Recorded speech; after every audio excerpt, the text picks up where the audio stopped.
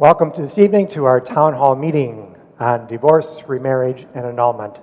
It's an important topic for us as church, it's an important topic for our society, and where we're going in the future with our families and in our world today. So let's just take a moment in prayer as we ask our God to bless us at this time as we present the challenges of marriage as well as the gifts of marriage. We ask our God for strong marriages in our church and in our world today, for faithful families who continue to gather in the love and presence of Christ and share in that relationship that brings them ever closer together.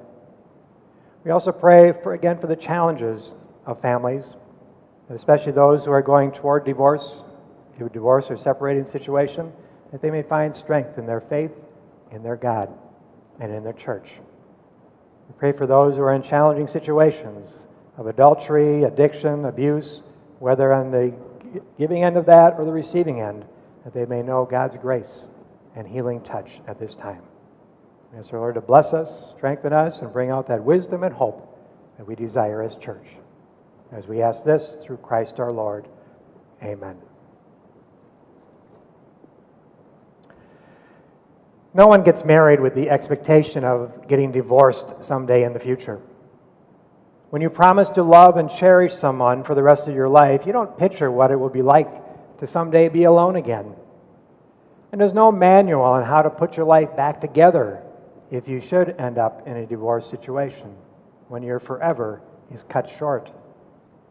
You may feel like you've somehow failed as you live out the dissolution of your marriage in front of the same loved ones who cheered you on as a couple, and now are maybe taking sides one against the other. But we want you to know that you're not alone on your journey, that there are people here as church, as people of faith, hopefully your family and friends who journey with you in this experience. Again, it takes great strength to survive this painful experience. And through prayer and church support, there is new life. As I prayed about this topic and have had experience in talking to many people who have gone through this, I just want to put out a couple statements for you.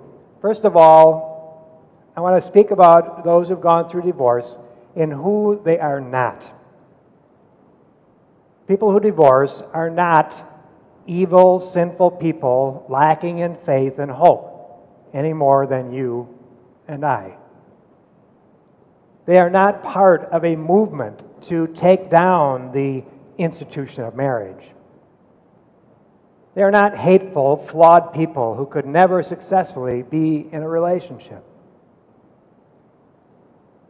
Often, that perception comes through in how we treat other people who have been through divorce. But who are they, especially through eyes of faith? They are persons of faith who came to their marriage with the full intention to freely and without reservation love their spouse until death do them part. They are loving, respectful people of faith who courageously confronted or was confronted by a broken, abusive, and or non-compatible marriage situation. They are people of the resurrection who went through death and sorrow in the breaking up of their marriage to be rebuilt into what God is now calling them to do and be in their lives. And they are our brothers and sisters being taught by life that they can stand up for themselves, pick up their lives, and love once again. We as church are called to accompany, to walk with those whose lives are shattered by divorce and love them back into wholeness and in holiness. Think about it. The statistics are there. Half or more of marriages, whether blessed in the church or not, end in divorce. If we don't love and care for those in need and accompany them on their journey through divorce, as often happens today, half or more of our church family will just walk away, and we may never see them again. You and I have a choice to make every time we encounter someone who has been on or is in the process of divorce. We can love and care for them and walk with them in their sorrow, or we can ignore, judge them, and run the other way. What would Jesus do? Well, what did he do?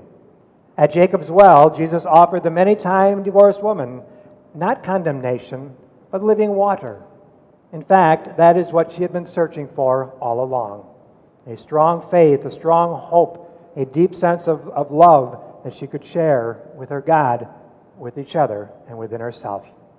And so I pray that we can at least attempt to do as Jesus did, to love and care for those in challenging situations of divorce or in other situations in life, that we may be with them on this journey. I'd like to introduce, and as you listen to this video, of a friend of mine who has just recently gone through her divorce, an unexpected divorce.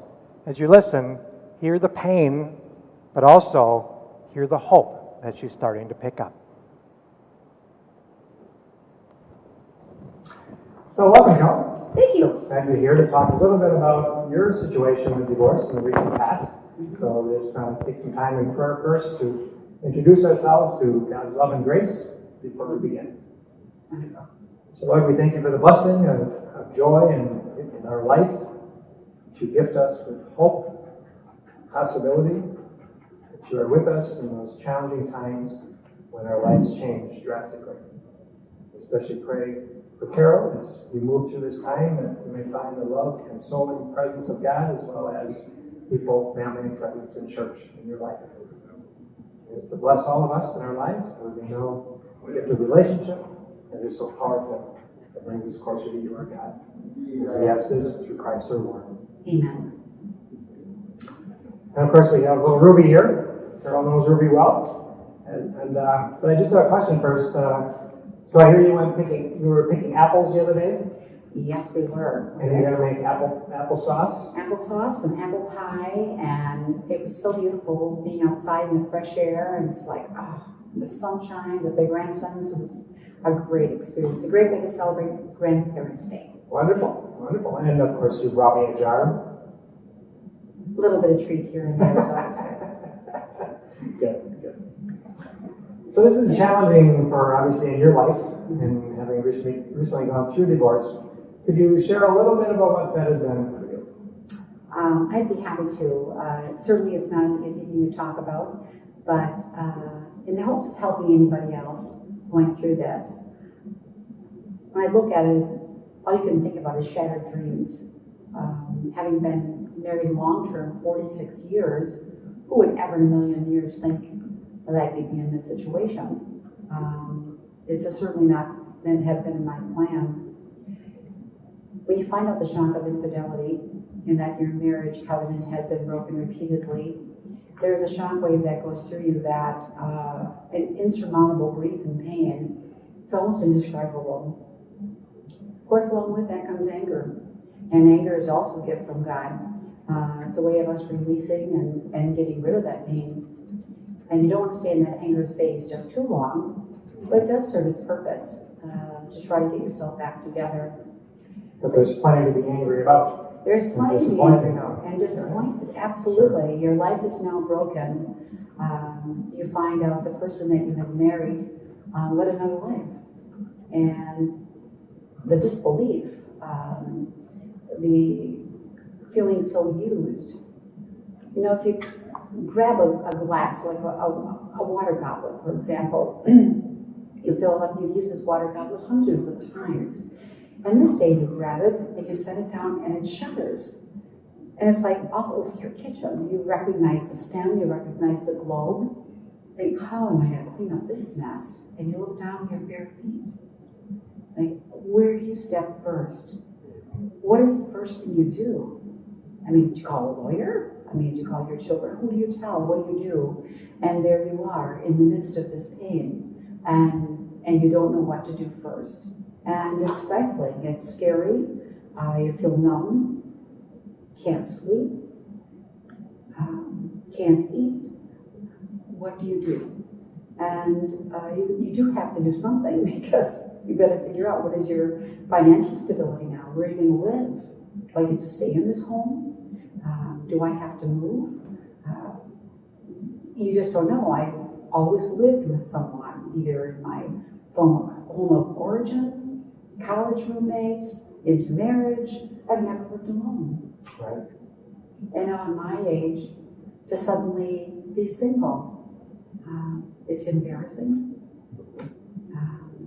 had to tell people along the way, which is challenging, right? It's very challenging. It's not only telling people that you're getting divorced, but they do find out some of the reasoning behind it. So you feel inadequate. What was I doing wrong? Was I not good looking enough?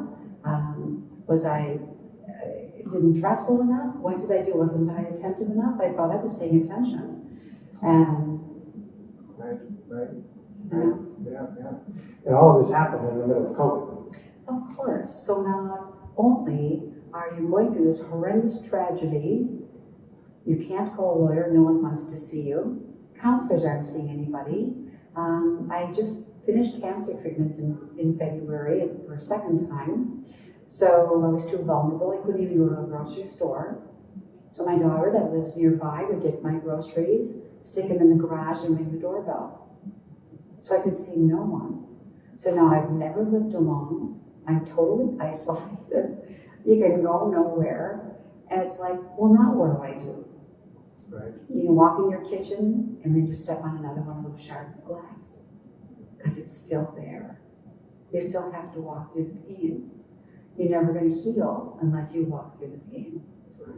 So lots of tears, lots of sadness. Lots of tears and sadness and disbelief and how could this be happening to me? I'm a person who's aware. I'm not an individual that walked through life with blinders on, or so I didn't think I did. And of course I trusted someone. When someone tells me where they're going to be, I believe them. And I mean, now I say it as a bit of a joke. Why would anybody lie to me? And obviously it became a habit. It became a habit. Right. But a concern I have for other people as well, both men and women, the level of grief you go through. It's as though a tornado has come through your living room, and what do you pick up first? There's some little rag doll in the corner, a limb is broken off. What do you do now? And that level of grief can really pull you down. In the midst of COVID-19, I really saw myself going downhill. And I scared myself a couple of times where I thought, is life worth living? Mm-hmm. Maybe if I just got COVID-19, I wouldn't tell anyone and I would just die. Right. That would be easier than the shame and humiliation. Because that's the other part. Divorce brings a lot of shame and humiliation too. It absolutely does. Because we were a couple that always got along. We traveled. We both had very successful careers. Financially, we were stable. And now 50% of your income walks out the door. I don't care what income level you're at. Cut it in half. And now, how are you going to live? And it's frightening. It's frightening. And then, of course, there are people that give you advice. All good advice. Right? All wonderful advice. And we know what advice is worth, what free advice is worth, right? Right. So tell us what we should not say to somebody who was just recently divorced. Well, of course, they're more efficient to see. We all know that. We've all heard that. Right. And, or some will say, you know, weren't you paying attention? Or weren't you attentive enough as a wife? There's always that. And, or someone will say things, well, you know, it takes two. I'm not responsible for my husband's addiction. Sorry, I'm just not. We are responsible for our own behavior. And we all have to keep that in mind. And I think that's my saving grace, that I'm responsible for my behavior and he's responsible for his. But, and then someone says something like, well, you got the house. Well, when does anybody think a box with a mortgage takes the place of 46 years of your life? It doesn't equate to that at all. So again, it's please be kind to other people. Divorce is not easy at any age. And I wonder, is it easier now or would it have been easier had I found this out 35 years ago when this nonsense started? But then my kids were so little. We still managed, there's still good things. We managed to raise two wonderful professional children. They do very well. We've got great grandkids. But, so is it easier now when you're on a limited income and, you know, Right. and that last section of quarter of your life I don't know. It's never easy. Divorce is never easy. But again, support in all of this is extremely important. Yeah, so some things did not inspire you, but other things did inspire you. Absolutely. Friendships, no one disappointed me. All of my friends have been there. Again, not everybody was available because COVID-19. Right. We were all a little bit isolated. The phone calls, now using Zoom, that has really helped. Finally being able to get back into counseling because now people are seeing you. But what I did find a little bit challenging is finding the support from my own church. There weren't any divorce support groups offered in the Catholic Church. Luckily, I found one through Calvary Bible in Neenah. It's a terrific church and great supportive group. I went back actually this past Tuesday evening. Christ the Rock has wonderful things. Emmanuel Lutheran in Greenville, Appleton Alliance. These are all places that have really reached out to people in need in a variety of different aspects. But I'm not finding that in my own Catholic Church. Right. So it's a challenge for us. It's a great challenge for us, and I feel that we need to now step up and be there for people, both men and women. I was surprised in the divorce hearings that I had participated in when I first discovered this infidelity. More than 50% were men in the group. Yeah. I was quite surprised. Everybody thinks this is more of a women's issue, but it's not. I was very surprised. But again, someone did mention, I called the diocese and did mention my situation, and they mentioned I should call Catholic Charities. So I did. And I did qualify for their counseling. I thought, well, let's just see what this is about, because the counselor I had been seeing moved to Florida. And I met somebody that was terrific. She was absolutely dynamic, knew exactly how to handle my particular situation, and I was relieved, and I was thrilled about it. I wish I had been told about it earlier. I guess I didn't realize that was one of the things that maybe I should have, but right. I was in a solid marriage. Right. Well, so life changed drastically for you, obviously, and now you're just trying to cope and get your life back together in a new way. Right. What is it like to be single? Right. I received my divorce papers in the mail today. Okay. I'm like, oh. Wow. Yeah. Wow. I know. It's just a whole different life, but life goes on. Through this all, my faith has not wavered one bit. If nothing, my faith has strengthened. God has been there for me in my darkest hour when I thought I'm not going to make it to morning. All of a sudden, I would get a text message at 4 in the morning from a childhood friend and said, I see you're awake, because they saw me online and texted me a message. Who does that? Right. Or you get a phone call from a friend.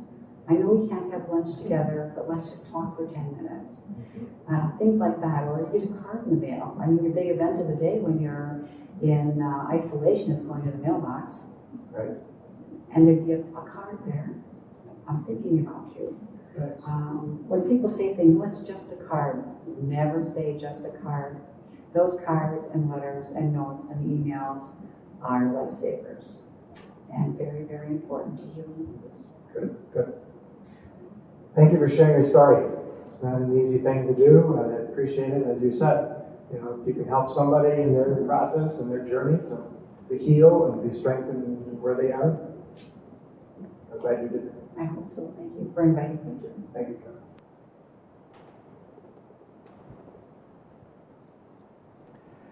Thank you, Carol.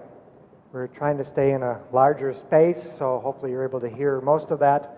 I think you heard enough to recognize just how challenging a situation it is to all of a sudden have everything pulled out from underneath you and to have to basically start over in many ways. So again, Carol has a lot of people that are around her and caring for her and loving her, and she's very good at reaching out and grabbing onto things that will help her and bring her through this challenging time. But again, our prayers are for Carol as well as for many out there who aren't quite as outgoing and don't quite have the connections and are so much alone on this journey of divorce. That's kind of the challenges from somebody who's gone through that. The church has many great responses. We, as Carol said, we can reach out more in ways to support and support groups and to walk with people on this journey of divorce. But we also have ways in which the church views marriage, the ways in which the church looks at remarriage as well as annulments.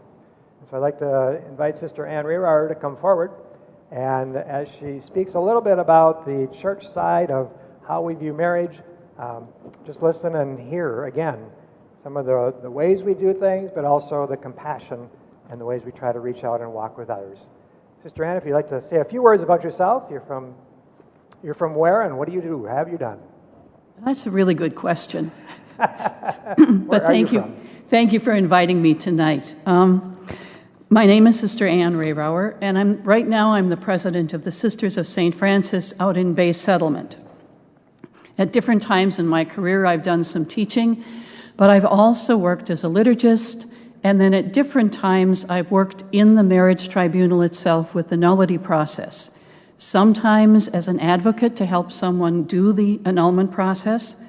Sometimes, in different cases, my role has been to be the defender of the bond. That is, the person who argues for the validity of marriage and why an annulment should not be granted. And at other times, I've been part of a panel of judges who take the facts and the law and try to put them together and make a discernment or a judgment about what was the quality of that marriage.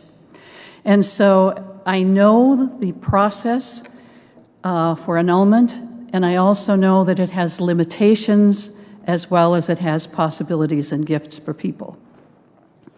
So first of all, before I could talk about the annulment process or think about divorce even, we have to start by talking about our idea of marriage. And so if I were to ask each of you who's listening, how would you describe a good marriage? I wonder what you'd say. What things would you include? I imagine there would be as many answers as there are marriages, because most of us formed our ideas about marriage by living in a family, whether it was a two-parent family or a single-parent family or a family that had another adult who moved in and been part of the relationship. But we understood marriage by experiencing it, and again, basically through our parents' marriage. The church also has ideas and teachings about marriage, and we heard those and learned those as we were growing up, sometimes in a catechism class, sometimes in a religious education or a school setting.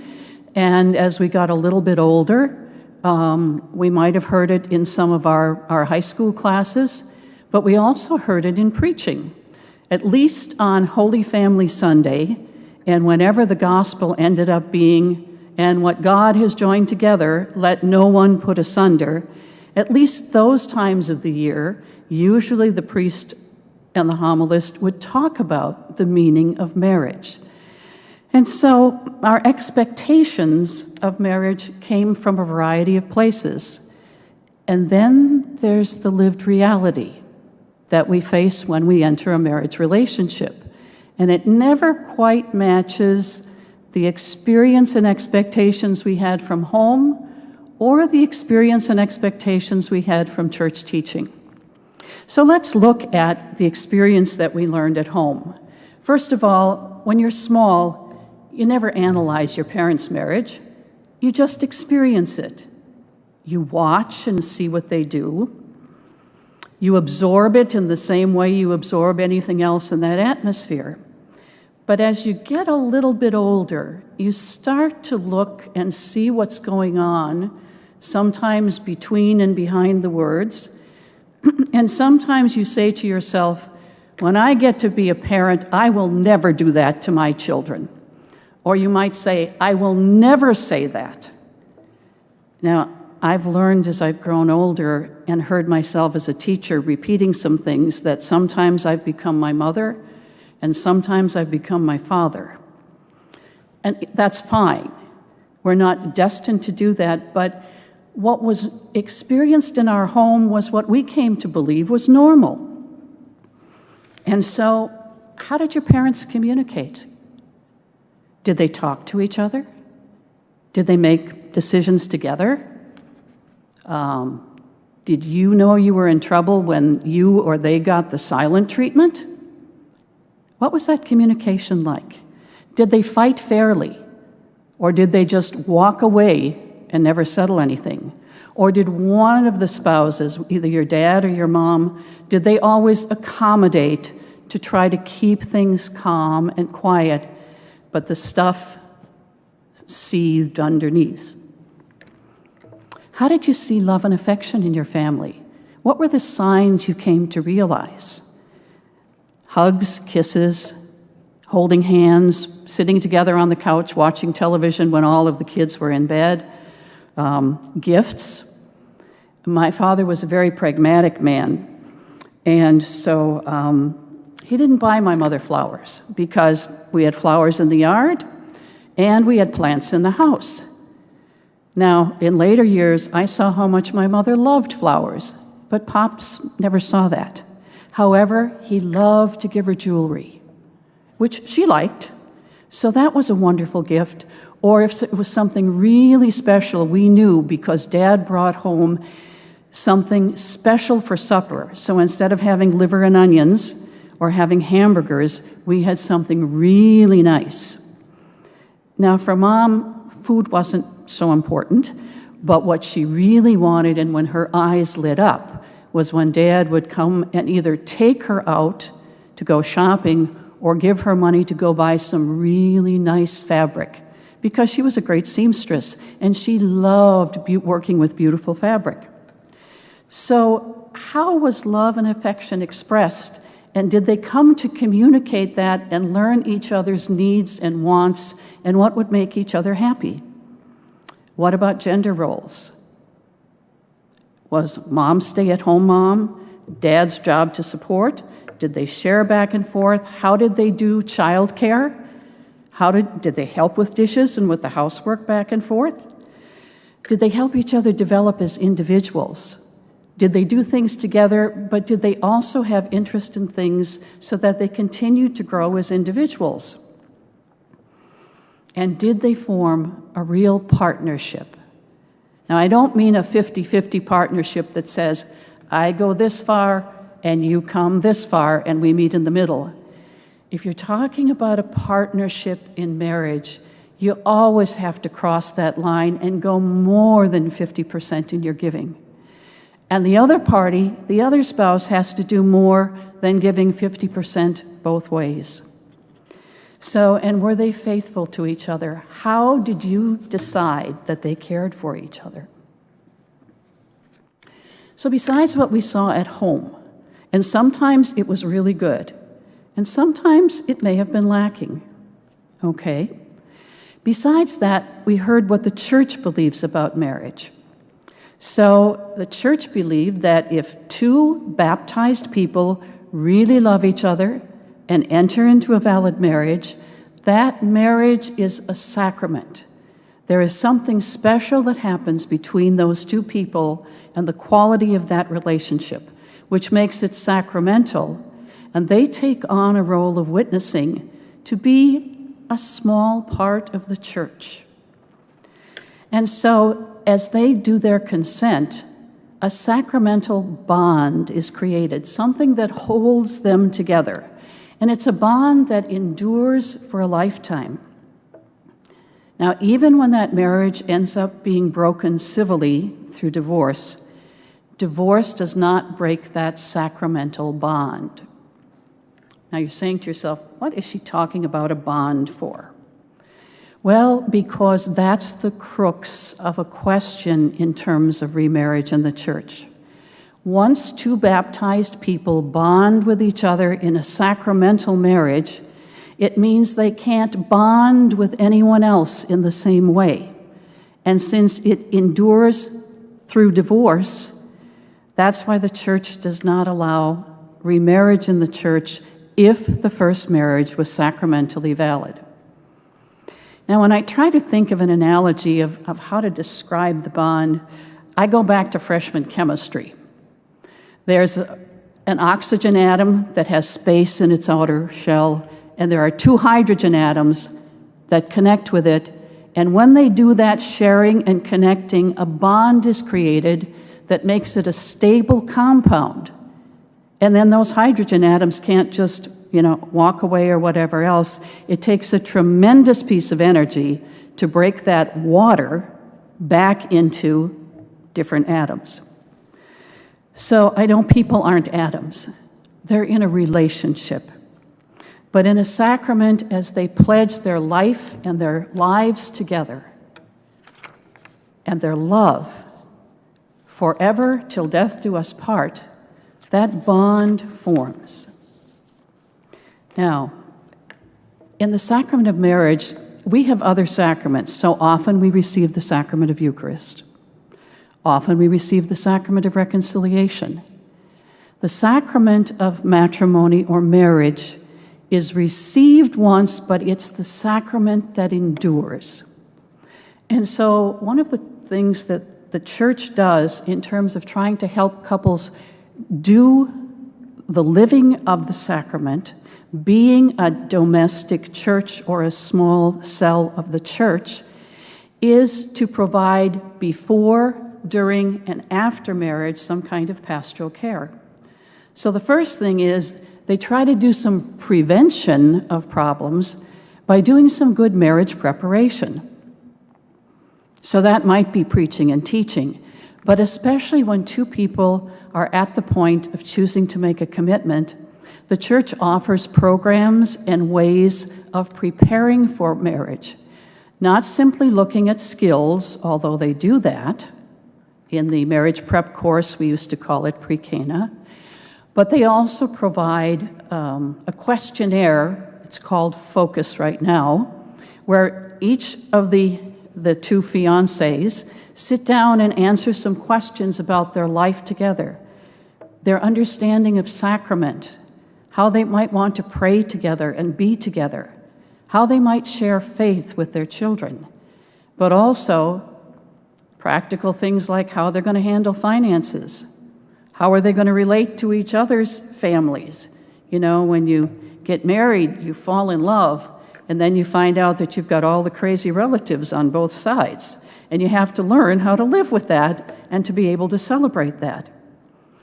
Besides the immediate preparation before marriage, once people are married, the Church also at times can provide marriage enrichment opportunities.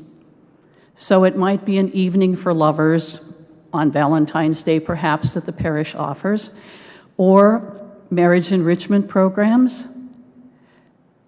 They also do when a marriage is in trouble, some programs and pastoral counseling to help. They're available. One of the programs in this diocese is Retrovi, but also counseling with pastor or pastoral associate or marriage counselor through Catholic Charities or through other organizations. All of those are available to help. And then when someone's going through divorce, as Carol mentioned, it's really important that the Church be there as a support system. We've not always done as good a job as we should have, but we're working at it and we're learning as we go along. And then to also provide assistance once that divorce is finalized.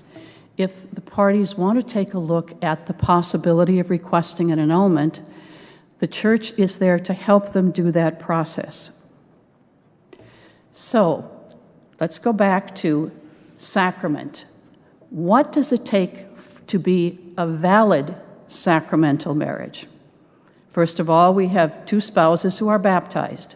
They don't have to be baptized Catholic.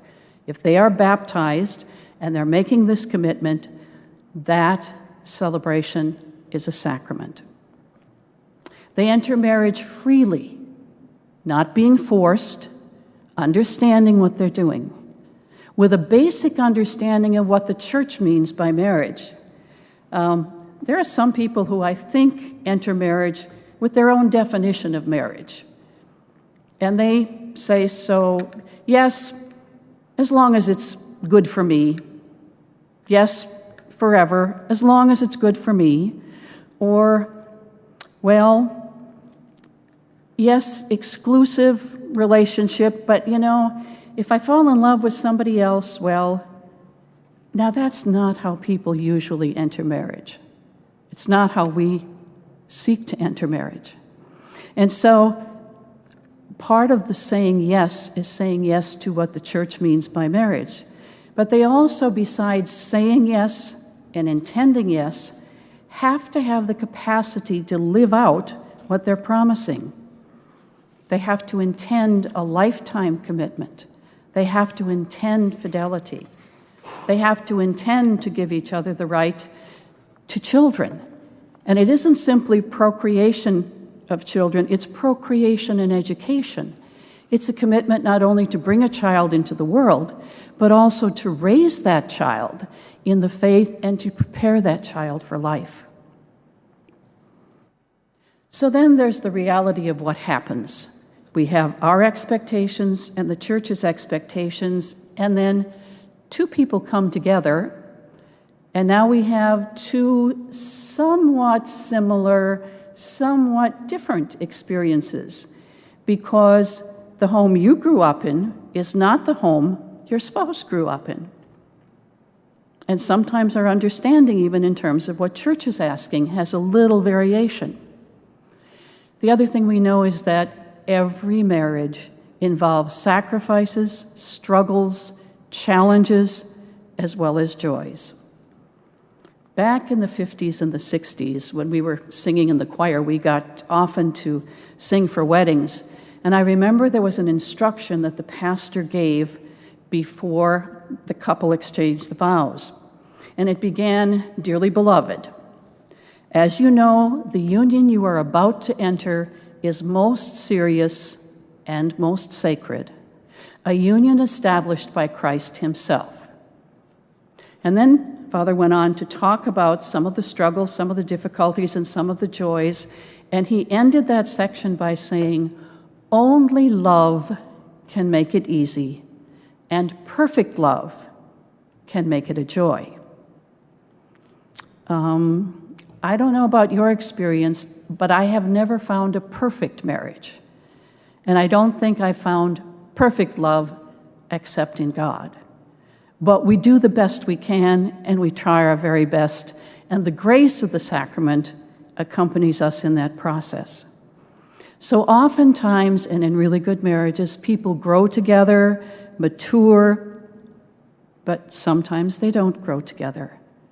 And there are so many internal and external stressors. What happens in a marriage when someone loses the job?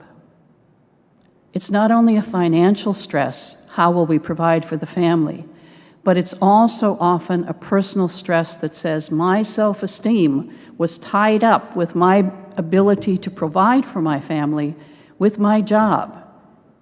We say we don't identify with it, but we really do. Or a couple that goes through the terrible experience of the death of a child, whether it's through illness or accident. And sometimes it draws them closer together, but other times, especially if there were varying circumstances, it may draw them apart and they start blaming or whatever else. Or you have said, yes, forever, I will love you till you are old, everything, and suddenly the person has early onset dementia, and it's not the person that I married. There's a wonderful movie called Still Alice, of a woman who is a very bright woman and who suddenly sees Alzheimer's taking away her whole sense of who she was, and the stress this puts on her family, though they love her deeply and they stay with her and stay by her, it is not easy. Or sometimes there's an experience of infidelity or of physical abuse or untreated alcoholism or a serious personality disorder that didn't show up during the dating period but showed up very shortly after and people have a terrible time trying to hold those pieces together. Some couples are able to weather even the most serious of challenges through the grace of the sacrament, but sometimes when the struggles and the difficulties seem way beyond the normal and the parties can't maintain the relationship, they may decide that they need to separate and divorce. And as you heard Carol speak before, this is not an easy decision. It is not taken lightly. It turns everyone's sense of self upside down in their lives as well. If there are children, suddenly you were a couple when you were invited among your friends, and now you're not a couple anymore, and you're the odd number at the table. Just simple things like that, plus the terrible sense of what did you do, what could you have done, all those pieces, and sometimes the answer is you did everything you could, and it still was not enough. Now, the church allows people to divorce to protect and to safeguard the rights of the children, custody issues, their finances back and forth. And hopefully the church is there to provide the pastoral care for those who are struggling and helping. There are support groups in a number of parishes, just as there are grief support groups for people who have lost a spouse through death. There are also support groups for people who are experiencing this whole new way of life and this whole new set of challenges in divorce. Once the civil divorce is finalized, the legal aspects of their life together have ended. But there may still be family responsibilities because there may be minor children, or even if they're not minor children, even if they're grown children, and they might have children of their own, trying to balance and work out together how to be grandparents together, even though you might be separated, so that there isn't playing one against another, there isn't trying to get people to take sides back and forth. The work isn't finished once the divorce happens. And that sacramental bond still remains. So, let's talk a little bit about that bond again, because divorce doesn't break the bond. That bond is at the heart of the Church's teaching that marriage is indissoluble, that sacramental marriage is forever, which means you can't bond with someone else. So when a couple enters marriage, we presume that this bond has been formed. Now, you know about presumptions. We have them in civil law. We say you're presumed innocent until proven guilty. Evidence can overturn a presumption. So what looked like a marriage, what was entered into as a marriage, what was lived as a marriage, the effort that went into a marriage may not have been a sacramental marriage because there might have been an essential element missing. And so we start out by saying the marriage was valid, but we can prove otherwise. So what is an annulment in the Church? It's different than a civil annulment. Civil annulment says that marriage never happened in the eyes of the state. That is not what a church annulment is. It's a declaration that there was an essential element missing in that relationship so that no sacramental bond was formed. They were married in people's estimation. They were married in their own understanding. Their children are legitimate. They were married. But there was something essential missing. And so the annulment process is a discernment to say, was one of those essential elements missing? So what were the essential elements? For most people, there are two: consent and capacity. For Catholics, there are three. We always do it one better: consent, capacity, and canonical form.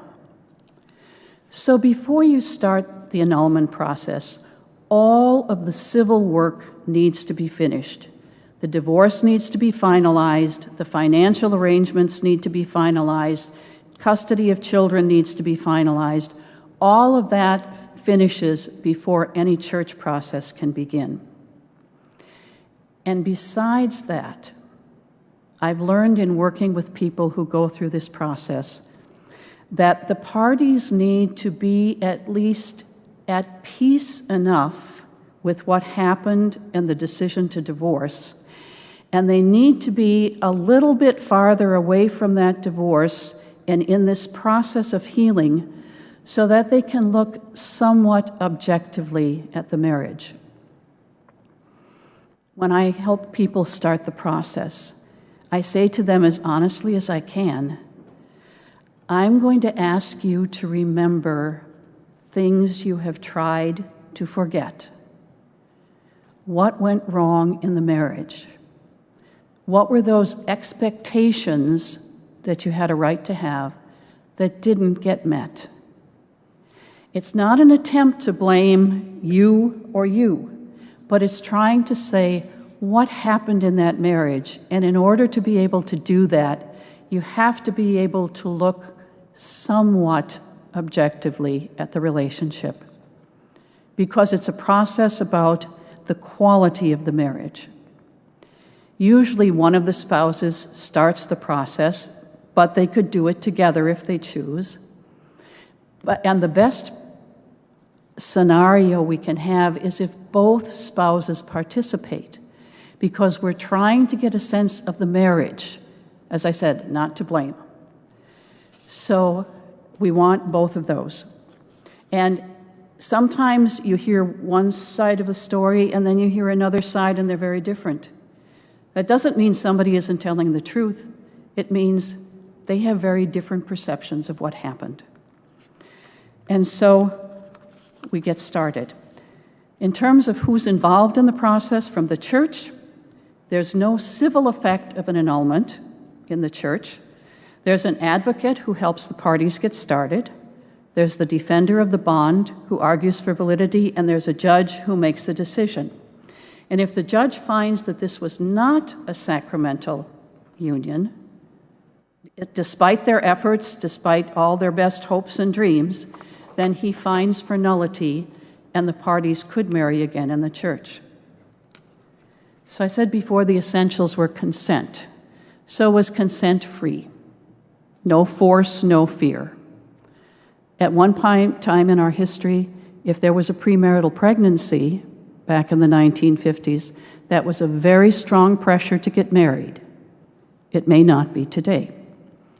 Informed consent, mature consent, certain consent. I will love you forever unless I feel differently. Also intending what the church intends, permanence, fidelity, an exclusive sexual relationship, and an intention to form a partnership of one's whole life. But besides consent, knowing what I'm doing, saying yes to it freely, deliberately, I also have to have the capacity to live that out. Now, I could be, in fact, when I was younger, I really wanted to be a professional musician. The problem is I didn't have the skills. So I could desire it as much as I wanted, but I couldn't do it because I didn't have what it takes. Or I think about Bishop Morneau, who always wanted to be a professional football player. He had skills, he had agility, he was fast, but his body was just not built to be run over by a 180-pound linebacker. So while he had a desire, he didn't have the capacity. Sometimes the same thing happens in marriage. We think we are able to do it, we hope we are able to do it, and we find that, in fact, we aren't. And so as we look for evidence, I said Catholics, canonical form. All we have to look at was, were they married in the church? Okay. Or were they married in another church but with a dispensation? Then we go back and we look at their family of origin to see what was their understanding and expectation. What was the quality and length of their courtship? How well did they know each other? Were they in love with love, or did they really know the person they were choosing to live a lifetime with? Had they dated other people? Did they have anybody else to compare to? How long did they know each other? All of those things affect this. And the early years. And as we're looking at capacity, are there issues of addiction, personality disorders, the ability to enter into a loving, self-giving, friendship, and sexually satisfying relationship? And so, as we ask people in testimony to think about this, we start looking at, again, communications, how they dealt with finances. Did they ever break the ties to their family of origins? All of those things come into it. So as I said, if the judge decides that in fact there's enough evidence to overturn that presumption and that the marriage was not valid from the beginning, so no sacramental bond was created, then the parties are permitted to enter into marriage with another person in the church. But it's not automatic. What happens if the answer is that first marriage was valid? They can't grant an annulment. There's not enough evidence. And doing the process doesn't mean you get rewarded by an annulment, because it has to be an honest evaluation and judgment. Sometimes valid marriages die because of lack of effort or human weakness, but also because some of those internal and external stressors are too strong for the parties. Or sometimes the marriage was invalid, but there's no way to prove it because the people who were the witnesses, the parents, the close friends at the time of marriage, perhaps too much time has passed and they've all died. So the only people who knew aren't there to be able to give the testimony. Or because the two parties, the husband and wife, were trying to be so loyal to each other that they didn't share what the problems were. If an annulment is not granted after people have tried the process, it is a very painful reality, because usually at that point, at least one of them has fallen in love with someone else and wants to marry in the church. And the church continues to maintain the sense of the permanence of a valid sacramental marriage, and so doesn't allow someone to remarry in that situation. As I said, this process is not perfect. The judge is human and is trying to balance what are the facts and what's the teaching of the church and how do they come together. Sometimes when the judge looks at it and says, this is not going well, the judge can suspend or stop the case and say, if you come up with new evidence, we can open it again. It doesn't mean it's a no, but it does mean that they can't move on sacramentally at that point into a second marriage. This is one of the situations where, because the church is trying to maintain the good of the permanence of sacramental marriage, if the judgment was that this was a sacramental marriage, then in this case, these two parties suffer for the good of the common good in terms of protecting marriage. So there are real limits in this law and in this process. So if a couple, having done the process, gets an answer that says no, they then need to work with their pastor regarding what other options might be available to them, and then what are the consequences of each option. Marriage is a wonderful gift from God, and when it is a valid sacramental marriage and your hopes and your dreams have been fulfilled, it is a great joy and a wonderful witness.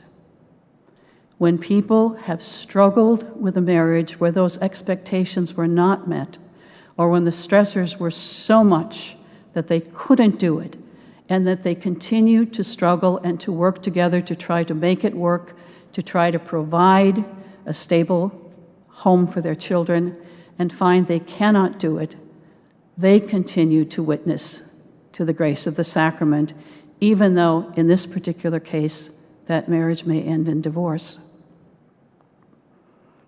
And so at this point, I think we're going to pause for some questions, if you have any back and forth. That's a very quick thumbnail sketch. We'll see what else comes up in question. Thank you, Sister Ann. It's a very somewhat complicated situation, but I think you laid it out well, so we understood most of it anyway. At least I did. Good. Great. So if you'd like to come forward, and your mic is on the chair. Sheila DeLuca is also here, and she'll be sharing some of her experiences in her pastoral work through the years and also in grieving ministry along the way as well. I just, as I was sitting there thinking about this panel discussion, I thought, we have three of us who never married. That's why we're such experts. But we've looked into it a lot. And as you said, we've all grown up in families and have seen our families and our siblings and watching their families as well. I guess as I was listening, what is the official, because this happens often when people talk about divorced people, well, they're not supposed to be doing this, and they shouldn't be Eucharistic ministers, and they shouldn't be doing this, they shouldn't be heading up any kind of working in the religious area, faith formation. What is the official church teaching on that? Divorced people are in good standing in the church. In fact, we encourage them to try to maintain the same kind of participation and engagement in church life as they had before. This is one of the things that can be a constant in their life, where everything has changed and their reality has. But there's no barrier for someone who is divorced to be a Eucharistic minister, a reader, or whatever, or a staff person in a parish. Right. So the glitch comes in when? If there's a second marriage without a declaration of nullity. Right.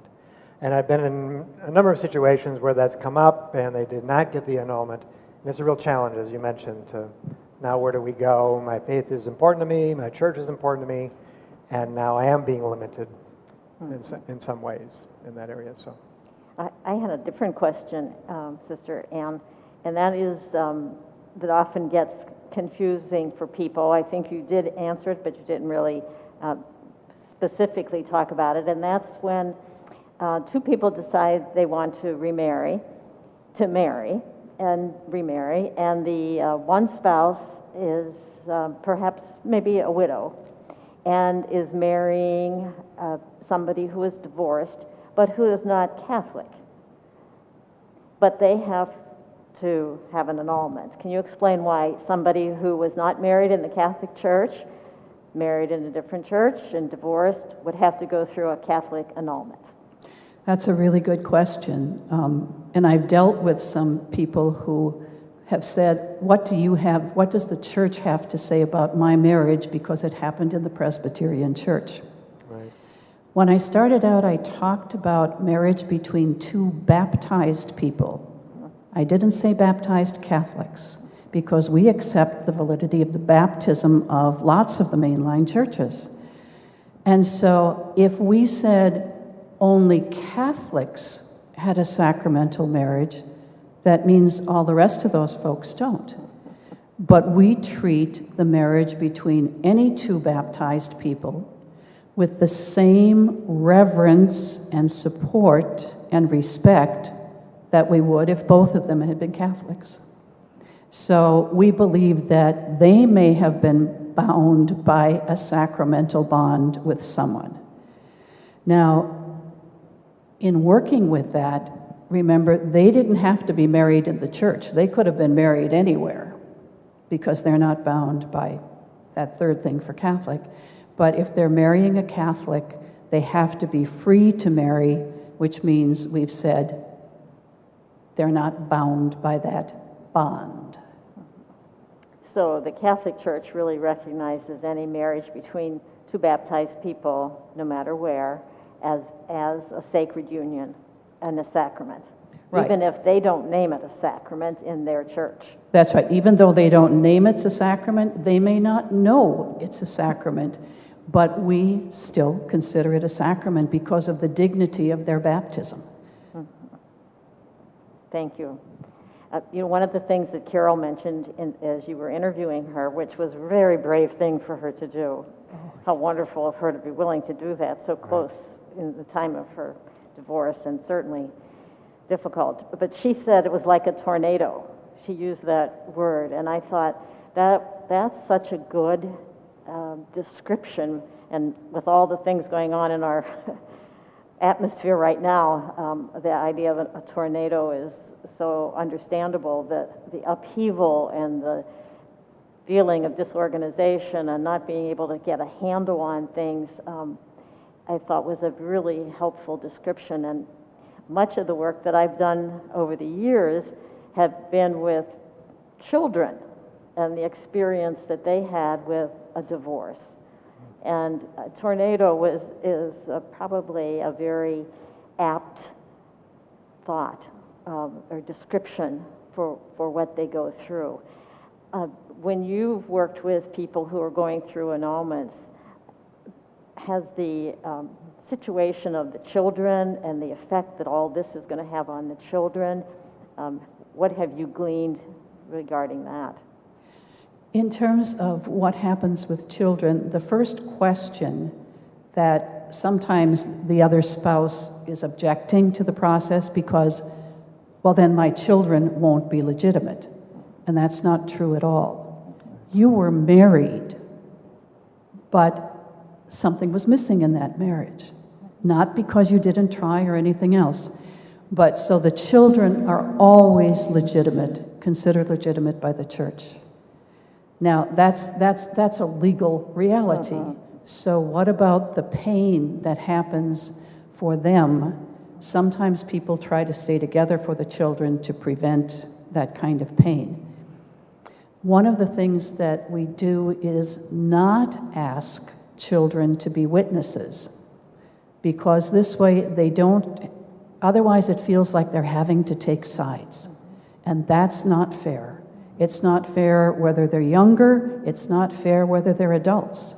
And they eventually have to work out the relationships with grandchildren and grandparents and whatever, how many sets or whatever. But there are times when some children who have been asked to be witnesses and want to give really some balanced testimony because they were at a point where they could see both parents and they saw the dynamics. They saw when they didn't fight fair. They saw when one always had to do the accommodating and perhaps the other one didn't. But normally we don't want them to be involved so that they don't have to take sides, and we wouldn't if they're younger particularly. But they eventually come to peace with the divorce first, and it takes a long time. And then it's another step to come to peace with the sense of the annulment. And so it's always trying to help them understand your parents were married, your parents loved each other, your parents love you, and you have changed only because of that need for them to separate, not because of the annulment. And we know that when a divorce occurs and the age of the children, it's going to be different for them, depending on how old they are, how they can understand what's going on, how developmentally they're able to reason out the things that are happening. And it's also something to be mindful of, that as they age, they move into a new developmental awareness that now has to reassess that whole divorce event for them. So if they were 5 years old, they thought it was their fault because, of course, they're the king of the mountain and they think everything is there under their command. Right. But then when they get a little older, they find out, well, no, maybe it's not my fault, but whose side am I on? And so they have to go through all of those things again. and again. So whereas adults tend to go through that because they're already mature and developed, children are going through developmental stages. So the exercise for them is a long period. Sure. And as you're talking, it reminds me that marriages also go through those stages. That you have the initial honeymoon period, shall we say, and then all of a sudden it's kind of like, well, okay, and then the first child comes, and it's like, I got another excitement there, and then all of a sudden the children are gone, and they're off, and they're empty nesters, and now who are we as a married couple? And then even later on, when the health issues come in, or again, as you mentioned, dealing with somebody with Alzheimer's, it's like, wow, can I handle this now? And so there are a lot of little stressors in there, moments when it's almost a natural sense when couples are, say, is this enough? Are we going to continue? Is it time for divorce? Is there really something here that will keep us together for the next 20 years? And, with longevity and life longevity, I mean, it's a long marriage. We're celebrating 70 years plus years of marriage, and that's a long time together. That's what my mother would say. 70 years is a long time together, and then she'd add, and we were one of the lucky ones. But, it's not like years ago when maybe you were married for 45. Right. So forever 50, has a whole different... Yeah, the golden weddings were like, my grandparents had that, and it's like, well, they're going to die tomorrow because they just had their golden, right. They were old. Yeah. I was just going to comment again back to what you had mentioned, Anne, about the healing. When the divorce comes, that you need that time to work through who you are again and your identity and who are your friends and where's the support coming from and how do I relate to my children, how do I relate to my former spouse before the annulment time. We were able to get hold of that, and having worked as a advocate, there have been times when somebody has come in and they want this annulment. I think maybe they want to get married too, but they're ready. And okay, I'll go through the whole thing, explain what they have to do, and it's not an easy task. It's cumbersome. It's a lot to think about, as you had explained so well. There are lots of questions and going back to what you don't want to remember. I'll have this done in 2 weeks. Oh, well, take your time. I don't think it'll be 2 weeks, but you can give yourself, a limited amount of time. Sometimes I never see those people again. They never come back. That's right. Or I always tell them in the beginning too, if it gets too hard, put it aside. There's no time limit because we all heal at a different level, and it depends on how deep the wounds are and what they came from. And we all know how difficult it is to be able to forgive. And then eventually, once we can do that, then sometimes we can look and say, so is there something on my part too that I might need to look at? Because if I'm going to enter into a second marriage, I want to make sure that if there's something that I should learn from this, that I've learned it. But I've had a number also, Sheila, where I wouldn't say they didn't come back, but sometimes it was 7 months because it was just too painful, too raw. And as I said, we heal at different rates, and depending on, again, how far away the divorce was, how long the marriage was. The presumption is that the longer the marriage, we need stronger evidence, and so you have to go back farther and find more kinds of things. Oftentimes people say an annulment is very expensive. You have to, it costs a lot of money to have an annulment in the Catholic Church, and you have to be really rich to do that. And of course, that's not true. Did you want to just comment on that aspect? Sure. I'll answer the second question you didn't ask, because the question people often ask is, how long does this process take once I start?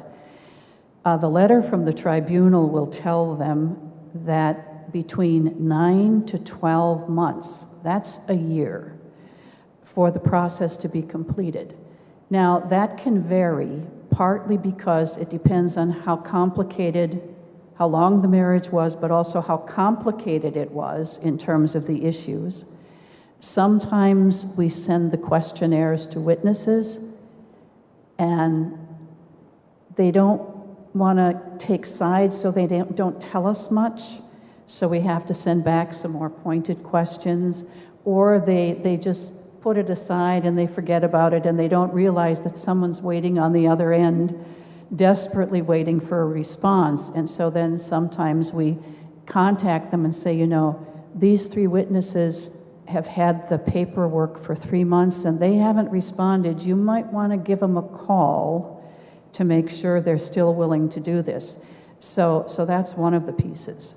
Now the question about, can you buy the annulment? It'd be so much simpler if you could, but you can't, because as I said, the church has to be faithful to its teaching. The letter says, but I'm going to follow it up right away with the second sentence. The letter says there is no cost for the declaration of nullity. However, that's the most important word in canon law, and it's the most important word in church. Always a however. There's always a however. They would like the petitioner who's asked for this, if they could contribute a stipend of $300, now in this diocese, it varies among others, but in this diocese, if they could contribute $350, now they can do that, over the process of time. The actual cost to do the process is about $1,000. So this is about 1/3 of the cost, and there are about 25 mailings that go out. There are a number of people who are involved. The length of time seems long, and yet this was a marriage, and you put your life into it. And so just as you didn't make this decision lightly, the church doesn't either. The second piece is the cost is part to help defray, but there's also a piece on the commitment sheet that says, if it is a hardship for you, you will not be denied an annulment on the basis of cost. Simply tell us what you could afford to give. Right. Nice. Now, as I said, there are other dioceses where it's more expensive because they actually set up a tribunal and they have a trial, all kinds of things like that. But for us, the diocese has kept it down to as little as they possibly can to just keep the staff and the paperwork paid. Nice. Just Nice. one other little tidbit question, and that Sure. is, how many, would you say more people are applying for annulments, or has it dropped down considerably? Is it something that people just say, the heck with that? Good question. Right. Probably we had a year of reconciliation not too many years ago, and one of the things that we did at that time, Father Bob Cabot was the judicial vicar, he's the pastor at St. Matthew's now, and I went to each of the 12 vicariates to talk about the annulment process and to invite people who just wanted to learn about it or to ask questions for themselves or for their friends. A lot of them asked questions for their friends, which is fair. I just think Carol was so brave in terms of being able to speak about it. But so we did it at that point, and right after that, we had a surge of cases that came in, and what we did in each of those 12 meetings, we had some of our advocates there from that region, so that if they wanted to talk to them and make a contact right there, or get their business card so they could call them directly, it made it a little bit easier. I would say right now, all across the country, the number of church marriages are down. So of course, then the number of requests for nullity are down. People are sometimes choosing not to marry in the church. So that's a lack of canonical form, right away. Destination weddings. Destination weddings. Yes. The backyard, the beach, whatever. Right. So I would say right now the numbers are down. So with regard to the destination weddings, because I know that's a big deal, I remember it was several years ago, I think Father Paul was still the pastor, and he had put a letter in the bulletin about some of you have, got married but didn't get married at church, but you married wherever, on the beach, on a ship. So, but you're still married, you're both Catholic, or you're both baptized, and maybe you'd like to have that marriage validated. So that's a whole different thing. So, some people think, well, I didn't get married in the church, and I that's never it forever. So, right. That's if there were no other barriers, no prior marriages or anything, they just didn't do it the right way. They didn't, whether it's they eloped or however, destination wedding or whatever. That, as long as that's still a stable marriage, that can be a very simple process of validation. You need some paperwork. You need a little bit of marriage prep, because that probably didn't happen before either, back and forth, and a little bit of marriage counseling if there were some issues that should have been taken care of. But otherwise, that's simple, and it can be done simply in the presence of the priest or deacon and 2 witnesses, or if you want to have, particularly if it's an issue for your family and they really want you to make it right in the church, you can have a regular wedding. But you don't have to go through any dissolution of that because you're married. It's simply now you're entering into a sacramental union. And so that... Getting your marriage blessed. That's right. They talk about getting your marriage blessed. Right. And so... There were several that did it after that, because there was a whole number of we didn't know we could do that. That's right. Right. Good. So I think I just want to end tonight with on the love and compassion that Carol brought out, and I think that's we're hearing out on the streets in many situations, as Carol mentioned. Why do we say things that are hurtful? Why do we do things, exclude people? Like you mentioned, being the fifth wheel, and all of a sudden, I'm not being invited anymore to this or that. I think it's something, again, that we can think within our own heart and soul. How do we treat each other? How do we gift each other with the possibility of respecting them and caring for them, so that we can encourage and help people to heal instead of being part of the problem and not letting them come together and form a new life again. So it's kind of to keep that in mind in prayer, that we can truly be a sense of faith and hope for others. Just because we uphold and take care of those who are divorced doesn't mean we're being negative against marriage. Just because we are talking in a positive way about those situations that are happening out there doesn't mean we're being... So just being open and listen and hear where people are at, and again, accompany them as church and as people of faith. So I really thank you both. I decided that next time I'm not going to sit between you two because my neck is sore.